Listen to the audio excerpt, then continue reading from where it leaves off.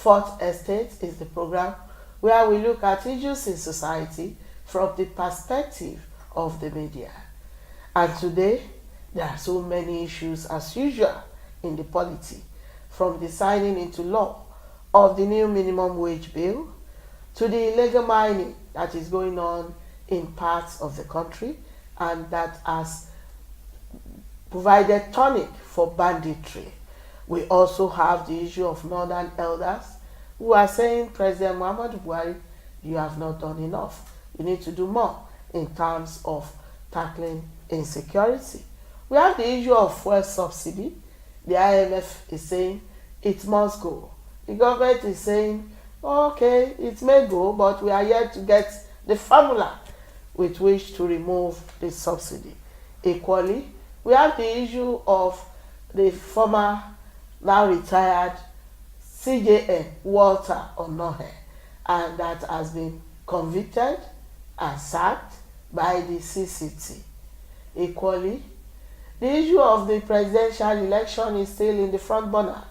Atiku Abubakar, the presidential candidate of the People's Democratic Party, is still battling to secure what he called his mandate.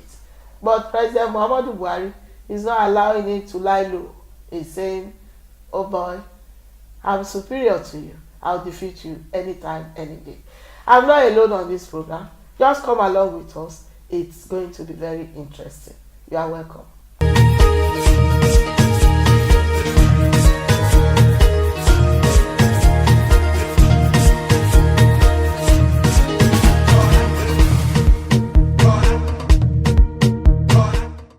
To discuss these issues with me, I have the privilege of welcoming to the studio Dr. Reuben Abati.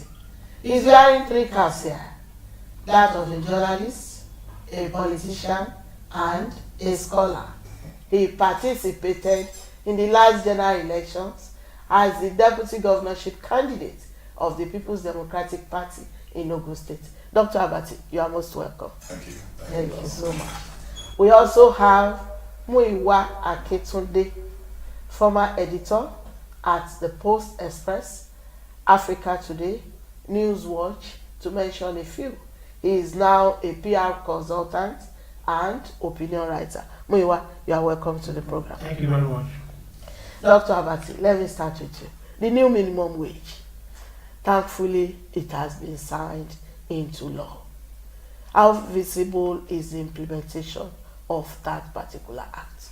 Well, I think it must come as a big relief to Nigerians, the average Nigerian worker, and all the stakeholders involved, particularly organized labor, who have been insisting that in the light of double-digit inflation and the prevailing economic conditions in the country and the failure of Nigeria to respect the International Labour Organization Convention, that the minimum wage should be reviewed every 5 years. That's the international best practice, even if in some countries you find the minimum wage, national minimum wage, being reviewed maybe on the basis, depending on issues, on the basis of other issues, maybe within 2 years. But in Nigeria, that whole controversy, a lot of people have said, points to the fact that the Nigerian worker has been underserved, has been mistreated, even at the level of 18,000 naira per minimum wage. Many states of the Federation have not been able to pay salaries. In some states, workers are owed up to 24 months. In one particular state, in Osun State, the government of the state already paid salary arrears a few weeks to election. So there's the whole of that politics about the right of the worker in Nigeria. The last time the minimum wage was reviewed in Nigeria was over 10 years ago under President Obasanjo, and even then it was just 15% increase. But now we've had this drama, President Buhari setting up a tripartite committee of organized labor, government, and the private sector, and we witnessed serious drama over it, with the Governors Forum insisting that they could not pay anything more than 20,000 naira, and the federal government is insisting on 24,000 naira, and labor threatening to go on strike and all of that. But now it's good that the National Assembly sent the bill as proposed to the president, and that the president, after a brief delay, has assented his signature to it. But specifically, he has a question about implementation. In signing that bill into law, the president talked about immediate implementation. The official date that law takes effect is April 18. Now, part of the statement made by the president is that, look, the National Wages and Salaries Commission should begin to pay immediately. And all persons, all organizations covered under that law must ensure prompt implementation. With the exception, of course, of organizations or workplaces that have fewer than 25 persons or not more than 25 persons, persons working on ships that are out of jurisdiction, and other regulated payment structures that may not fall within the purview of that law. The law also says, as passed, that workers have the right to sue if their employers do not respect the provisions of that law. And it goes further to say that the Ministry of Labor should bear the cost of the litigation in cases where you have certain workers insisting on their rights. But the big issue that we need to worry about is the state governments that are also covered by this law, because many of the state governors, under the auspices of the Governors Forum, had insisted that they will not be able to pay. And we are hoping that two things will not happen. One, that these governors or these state governments will not resort to the option of mass retrenchment of workers. Or what they will call right sizing. Or downsizing or right sizing. We hope that will not happen, because if that happens, it will be counterproductive. It will be a violation of the spirit of the whole struggle over the national minimum wage. We are also hoping, of course, that the governors or the state governments, if we may depersonalize it, will realize that the bill, having now been signed, assented to by the president, is now a law. It's binding on them. If you do not respect it, then you will be breaking the law, and you could be held liable for engaging in an act of criminality. We are in the country together. Well, I think I will take it from where Robert stopped about implementation. We've had fanciful laws in this country, if I may say so. But the issue is, how do you make sure that law becomes effective? It's there that you can, as an employee, trigger off a certain section of the new act now, and maybe take up action against the state government or even a private sector employee. I hope that is going to work, in the favor of the workers, because I even see the total as not sufficient. I mean, given the kind of inflation that we have, double-digit inflation that we have right now in the country, and then the fact that you have to provide everything for yourself, things that government ordinarily should provide, infrastructure, power, education, because I mean, even our generation went to public schools and we had quality education. But now, if you want quality education for your children, you have to go to a private school, and we all know that costs an arm and a leg. So even the total as minimum wage may not even be sufficient to have quality life for the average Nigerian worker. So I'm more concerned about the fact that this should be implemented. It's not just be a law on paper. It has to be sufficiently effective for the Nigerian worker to have improved lifestyle. Well, we all hope that it will bring smiles at the end of the day and not tension within the system. Let's look at illegal mining. Illegal mining has provided oxygen for banditry in some parts of the country. And it's like some people are fighting for territorial control where you have this. In fact, the governor of Osun was telling the police commissioner, don't allow the fleeing bandits from Safara to enter Osun State. No, Osun too has gold reserves. So what should government do? We should have a policy, a framework. Why should there be illegal mining? when we have a government that is in control? Muiwa. Okay, I think the problem is more fundamental than we are looking at it.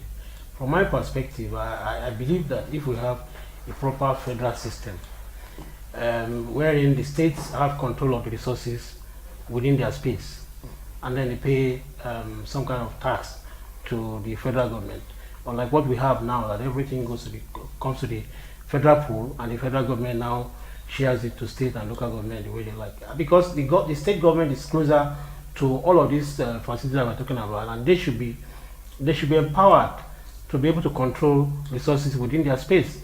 So, I mean, those who are mining can then be appropriately regulated by the government that is closest to them, the state government, and it's to the benefit of the miners, it's to the benefit of the communities, and when it is properly regulated by the state government, the tension, I believe, will be lesser. I mean, it also goes to the issue of who controls the police.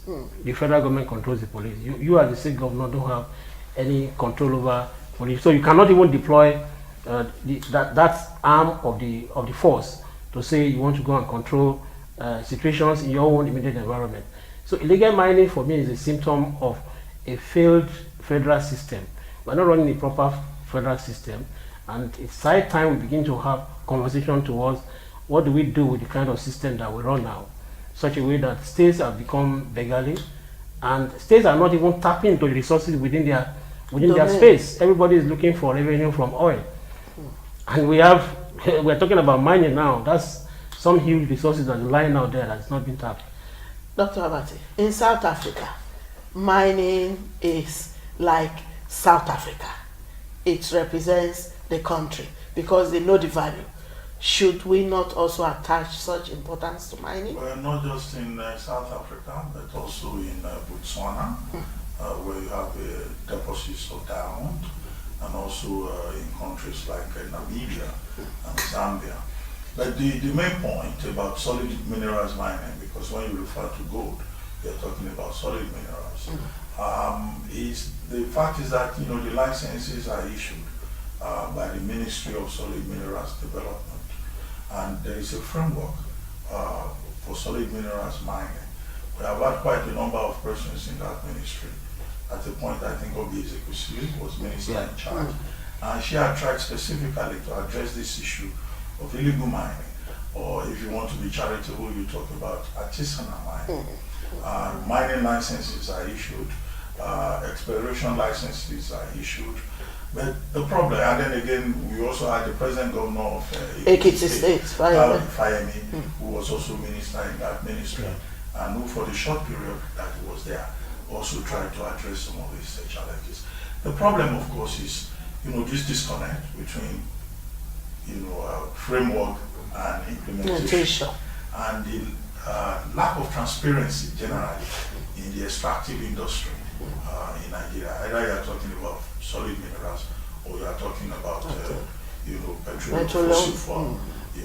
Now, in the case of Zamfara, which has brought this issue of solid minerals again to the front burner, many Nigerians were in fact surprised that you have good fuels in Zamfara, in Kano, and that Nigeria still has things like iron ore, tin, bauxite, and that some of these mineral resources exist in commercial quantities. Now, what happens is the lack of transparency that I've talked about, the opaqueness and the conflict between the federal government controlling, all resources and the states, as Akintunde pointed out. Now, if you are given a mining license by the federal government, you will still have to go to the states. The state owns the resources. You cannot just go there. And in case of states like Zamfara, you will still, it's not just that the state owns the resources. The state owns the land. The resource is one thing. Under the land. Access to land is also important, because if you are not granted access to land, you cannot mine. You cannot do anything. So many of these state governments now create a lot of bottlenecks that will be very difficult. They deepen the opaqueness of the process, and people resort to illegal mining. And when they resort to illegal mining, of course, the state loses resources. The Northern Elders, they came out during the week that President Muhammadu Buhari has not been doing enough in tackling insecurity. Should we agree with them, or is it a new phenomenon? Why are they just talking? Well, it's not only northern elders that are concerned. Virtually everybody, including religious leaders. In fact, on the case of Zamfara, the Arewa Consultative Forum, the Board of Trustees of the Arewa Consultative Forum, held a special meeting to say that government must do more in terms of securing lives and property. And the problem is not restricted to either the Northeast, where you have a crippling low-level insurgency in Borno State and other parts of the Northeast. Now it has spread to the Northwest. In the North Central, we have had cases of S-men attacking farmers. We've had the TV Jonkon crisis. We have had issues in the Plateau Valley over indigenship and settlership. We have had cases of state governors openly weeping, on account of the tragedy that they have had to deal with. Well, the point that everybody is making, be it Northern Elders or Arewa Consultative Forum or the Ohanese Indigo or the Afenifere, is that the primary responsibility of government, as defined in Section 14 of the 1999 Constitution, is to ensure the security and welfare of the Nigerian people. And with this spectacle of killings that we have across the country, it means that government is not doing enough. And it is therefore not be surprising that in the last few weeks, President Buhari has been consistently assuring people. When he came back from his visit to the Middle East, the first thing he did was to summon a meeting of the Security Council. And we saw the acting Inspector General of Police and the Chief of Defense Staff coming forward to reassure Nigerians. Even in his sister message to Nigerians, President Buhari acknowledged the enormity of the problem, and he says that his administration is determined to deploy all measures and resources to deal with the crisis of banditry anywhere in Nigeria. Should we take the government seriously? Because people have argued that these security chiefs have been there for quite some time, that probably they lack new ideas, and the people who are involved in all these criminal acts are getting wiser than they are. Should the government continue to retain people who seem not to be assisting it to achieve its primary objectives? Well, ultimately, I mean, if you are security chief and things are going the way they are going, and we are not providing the sufficient security for citizens, then your role has to be called to question. And this security chief has been there for quite a number of years, and we probably would need to now see how we can rejig the team, because I mean, if the government is unable to provide security, safety of life for the citizens, then what is the role of government? Because it is not only in Zamfara, it's not only in the north, and it's not only the northern elders that are also calling. It could have been any elder, even from my own village, saying that the government should be concerned about security. Security concern is in every part of the country. People wake up the next morning and they say prayer to God, they thank God for surviving, the previous day. Deal of the night. Because at any point in time, anything will happen. We've had cases even in areas that are supposedly safe of attack. So the government should take it. I'm glad that the president is talking about it, but they should go beyond talking about it. What people want to see is the action that have been taken about it. It's not just about the rhetoric that is coming from the president. Dr. Abati, fuel subsidy, IMF is saying remove it. It's not serving the public interest. But the government is saying, oh, you can't prescribe the same medicine that you have prescribed elsewhere for Nigeria. Nigeria is a peculiar country. What is so peculiar about us that subsidy should keep tormenting us over the years? Well, generally the Bretton Woods institutions have not always, have not at any time supported the idea of subsidy, particularly for subsidy. The argument has been that the subsidy that you put on fuel, you can use majorly in education, health sector and infrastructure. In agri. But it's not as if subsidy is bad in itself.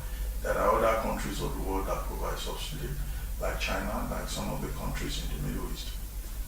But the net effect of it is that even when you are providing subsidy in one particular area, what is the quality of delivery in other areas? But the bigger problem we also have in Nigeria has to do with corruption. And that's one very strong point that both the World Bank and the IMF have brought up. The World Bank reported, for example, that about 761 billion is spent, 761 billion naira per annum is spent by Nigeria on fuel subsidy. And that the fuel supply, the amount of fuel that is supplied, the figures are not very clear, one. And that two, NNPC is not accountable enough in terms of the returns that it makes into the SXF crude account, particularly when the benchmark, when crude is sold at a higher rate than the benchmark that is used for the budget, for the appropriation. Now, that again is explained off by NNPC as what they call cost under recovery. Okay, but nobody knows the details of that cost under recovery. So there's also the challenge of transparency. The Minister of State for Petroleum says, well, Nigeria imports fuel at 180 naira. The landing cost is 180 naira per liter, whereas it's sold to Nigerians at 145 naira per liter, and at per annum about 1.8 billion is spent as subsidy, and with 56 million liters of fuel being consumed in Nigeria every day. Well, a lot of people query that even that figure may not be correct. But the third big issue has to do with the way fuel consumption, fuel supply is managed. We're supposed to have refineries. We have 3 refineries. Those refineries are operating below capacity. And many Nigerians are saying, look, if we can get the refineries to work, maybe we will not be so dependent on this idea of importation of fuel or the kind of deals, shady deals. Oil for crude for oil arrangements that NNPC engages in, and that there are too many leakages, too many wastages. That in the real sense of it, even if there is a subsidy regime, you don't have to. Nigerians don't have to suffer on account of that. So it raises very serious questions of governance. The standard excuse that government has given is that they've not been able to figure a way out, so the subsidy cannot be removed now. Well, the danger in removing subsidy is that you are likely, if you don't pursue the capitalistic argument, you are likely to impose more hardship on the Nigerian people in the absence of social safety nets. Now, some people have said, well, if you remove fuel subsidy, you can tax the rich, but things don't always work out that way. Like people like you, they should tax you more. So the financial derivative says if you remove fuel subsidy, you will reduce 8% of the fiscal burden of Nigeria. But okay, you reduce fiscal burden. What advantage will eventually accrue to the ordinary man? So these are the issues since the days of the establishment of Shopi and all those controversies we had over whether fuel subsidy is sustainable or it is not. Go to politics. We have dealt with social issues. Now to politics. Walter Onome, the CCT, came out with a verdict that he is guilty.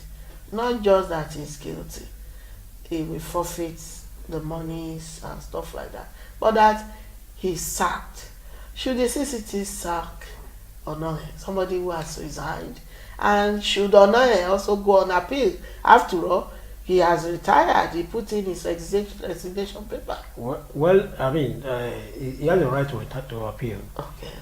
Because if a judgment is passed, there are still processes that you can Exploit. I mean, you have to exploit that up to the Supreme Court. I think that's the limit. If you want, after that, you can then appeal to God. But I mean, seriously, I think the issue is even more not about whether CCT is trying him or not. I mean, by the law, it should have been the National Judicial Council that should have dealt with that issue. I think it's not the CCT, but of course the argument has been made by the lawyers that CCT can also handle it. But substantively, I think that it's about, I forgot to declare my asset, and that's what has come out in the public space. I forgot to declare this asset. And we all know But that in law. the man denied it. No, but even in court, I mean, that argument was made about the fact that, I mean, there were some things that he forgot to declare. And in law, ignorance is not taken as an excuse. You really have to deal with that situation. And he holds a position that is very, very, significant. I mean, the head of the judiciary of this country. I'm not happy about the way he was, so to say, the street language rubbish. I think the government should have acted a little bit with more dignity, given the position that he holds. But even if he had not resigned, I think it would have been better for him to have been advised, because there is no way he can come back to preside over the judiciary of the country, having been allegedly tainted. Allegedly, that's the word. Yes. Well, I think what has happened is, in a sense, a tragedy for the Nigerian judiciary. Although some people argue that, well, what has been proven is that nobody is above the law.